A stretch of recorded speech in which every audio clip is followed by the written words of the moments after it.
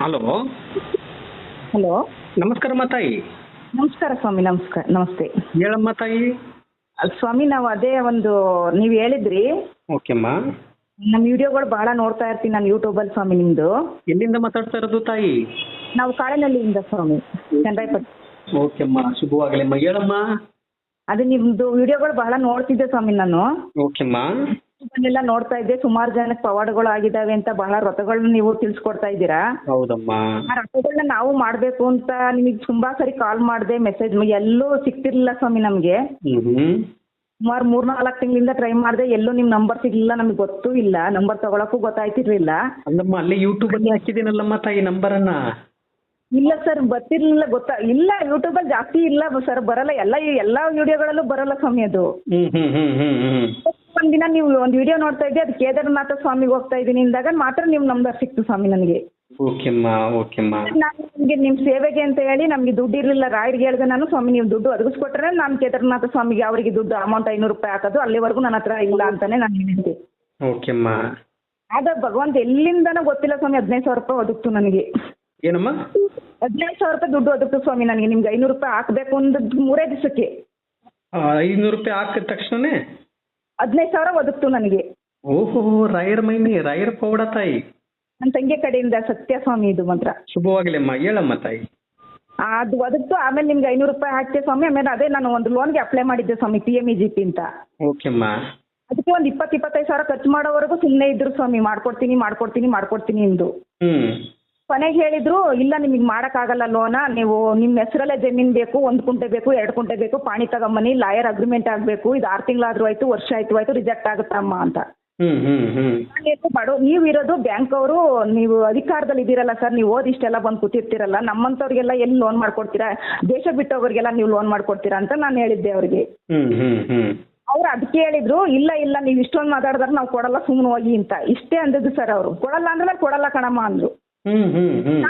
ಬಿಟ್ಟಾಕ್ತೆ sir, ಬೇಡ ಇದು ಅಂತ ಬಂದಿದ್ದೆ. ಆಮೇಲೆ ರಾಯರಿಗೆ ಹೇಳಿದೆ, ನೀವು ನಿಜವಾಗ್ಲೂ ಇದೀನಿ ಅನ್ನೋದೇ ಆದ್ರೆ ರಾಯರೇ, ಓಪನ್ ಚಾಲೆಂಜ್ ಆಗಿ ನಾನು ಮಂತ್ರಾಲಯದಲ್ಲಿ ಹೇಳಿ ಬಂದದ್ದು ಒಂದೇ ಬೇಡಿಕೆ ಸ್ವಾಮಿ, ನನಗೆ ಇನ್ನು 3 ದಿವಸದಲ್ಲಿ ಲೆಟರ್ ಬರಬೇಕು, ನಾನು ಮನೆಗೆ ಹೋಗತ್ತೆ ಸ್ವಲ್ಪತ್ರೊಳಗೆ ಏನಾದ್ರು ಒಂದು ಸೂಚನೆಗೆ ನೀವು ತೋರಿಸ್ಬೇಕು, ನೀವು ಇದೀನಿ ಅನ್ನೋದೇ ಆದ್ರೆ, ಇಲ್ಲ ಅನ್ನೋದಾದ್ರೆ ಬಿಟ್ಬಿಡೋಣ ಅಂತ. ಇಲ್ಲಿ 3 ದಿವಸಕ್ಕೆ ನಾನು ಮನೆಗೆ ಬಂದೆ ಸರ್. ನಾನು ಅಲ್ಲಿ ಮಂತ್ರಾಲಯಕ್ಕೆ ಹೋಗಿ ಪೂಜೆ ಮುಗಿಸ್ಕೊಂಡು ಅದೇ ಗೋಮಾತೆ ಬಂದು ನಾನು ಊಟ ಮಾಡ್ಬೇಕಾರೆ ಅಂತ ಹೇಳಿದ್ನಲ್ಲ, ಗೋಮಾತೆ ನನ್ನ ಮುಂದೆ ಹೋಯ್ತು. ನಾನು ಏನು ಮಾಡ್ಲಿಲ್ಲ ಸ್ವಾಮಿ. ಜನ ಎಲ್ಲ ಅಂತಿದ್ರು, ನಿನಗೆ ಅದು ಆಯುತ್ತೆ, ನೀನ್ ನೋಡೇ ಇಲ್ವಲ್ಲ ಅಂತ. ನನ್ನ ಅಕ್ಕಂಗಿರೆಲ್ಲ ಸುತ್ತ ಕೂತಿದ್ರು.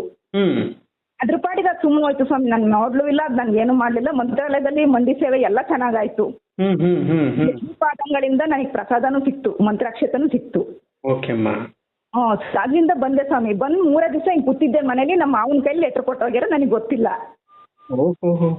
ನಾನು ಅದು ಲೆಟ್ರ್ ಏನಂತ ತಿಳ್ಕೊಂಡಿದ್ದೀನಿ, ಅದು ನೋಡಕ್ಕೂ ಇಷ್ಟಿಲ್ಲ.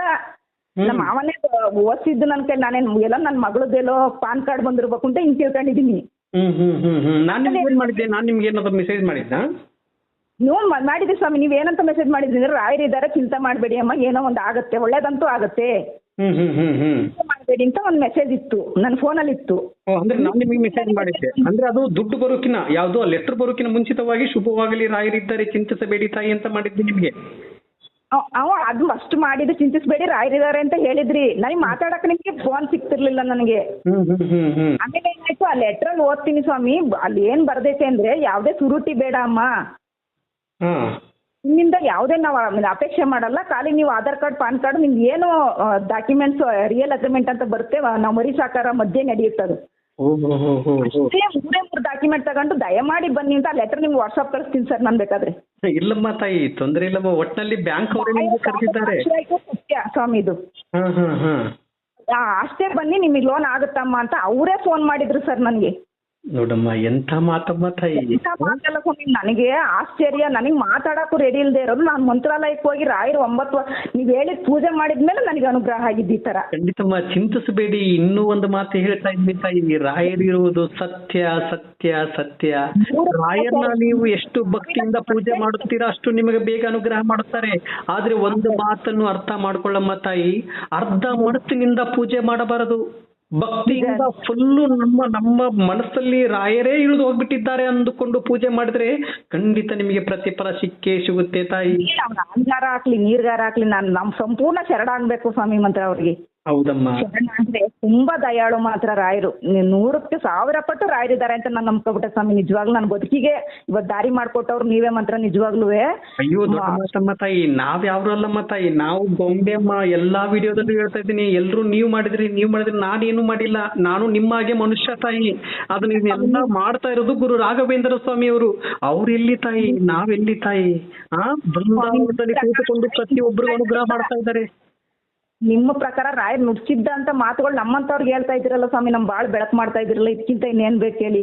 ಏನೂ ಗೊತ್ತಿಲ್ದೇನೆ ನಾವ್ ಯಾವ್ಯಾವ್ದೋ ದಾರಿಲಿ ಹೋಗ್ತಾ ಇರ್ತೀವಿ. ಈ ದಾರಿಲಿ ಹೋಗಿ ಅಮ್ಮ ಅಂತ ಹೇಳಿ ಇವತ್ತು ಬದುಕಿಗೆ ಆಧಾರ ಮಾಡಿದ್ರು. ಇವತ್ತು ಮ್ಯಾನೇಜರೇ ಮನೆಗೆ ಬರೋ ಅಂತದ್ದಿದೆ ಸ್ವಾಮಿ ನಾಳೆ ನಾಡು. ನಿಜವಾಗ್ಲು ನೋಡಮ್ಮ, ಬ್ಯಾಂಕ್ ಮ್ಯಾನೇಜರ್ ನಿಮಗೆ ಕರೆದು ಯಾವ ಬ್ಯಾಂಕ್ ಅಲ್ಲಿ ನಿಮ್ಗೆ ದುಡ್ಡು ಕೊಡುವುದಿಲ್ಲ ಹೋಗು ಅಂತ ಹೇಳಿದ್ದರು, ಅದೇ ಬ್ಯಾಂಕ್ ಮ್ಯಾನೇಜರ್ ನಿಮ್ಗೆ ಕರೆದು ನಿಮ್ದು ಏನು ಬೇಡಮ್ಮ ತಾಯಿ, ನಿಮ್ದು ಯಾವ್ದು ಜಮೀನು ಬೇಡ, ಬಾರಮ್ಮ ನಿಮ್ಗೆ ದುಡ್ಡು ಕೊಡುತ್ತೀನಿ ಅಂತ ಬ್ಯಾಂಕ್ ಅವರೇ ಕರೆದಿದ್ದಾರೆ ಅಂತ ಹೇಳಿದ್ರೆ ಇದು ರಾಯರ ಪವಾಡ ತಾಯಿ. ಇದು ನಮ್ಮ ಮನದೇವರಾಣೆ ಆಗ್ಲೂ ನಿಜ ಸ್ವಾಮಿ.